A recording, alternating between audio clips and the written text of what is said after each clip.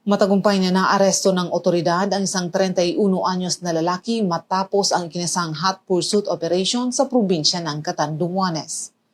Batay sa ulat, nakatanggap ng impormasyon ang Viga MPS mula sa biktima na residente ng Viga, Catanduanes hinggil sa isang insidente ng pagnanakaw. Naaktuhan pa at positibong nakilala ang sospek na tumakas umano patungo sa bayan ng Verac. Sa koordinadong aksyon ay magkatuwang na nagsagawa ng hot pursuit operation ang mga operatiba ng Viga MPS, Verac MPS at iba pang unit na nagresulta sa pagkakaaresto ng sospek sa isang barangay sa bayan ng Verac. Upon receive ng call from the victim, ang ating kapulisan ng Viga Municipal Police Station ay immediately proceeded dun sa pinangyarihan ng insidente. And based from the victim, suspect ay taga-Verac.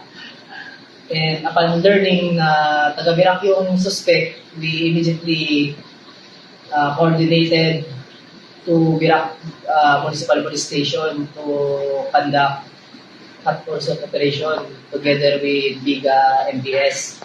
And fortunately, na-apprehend naman po natin yung suspect and nasa kustodiya na ng Viga MPS.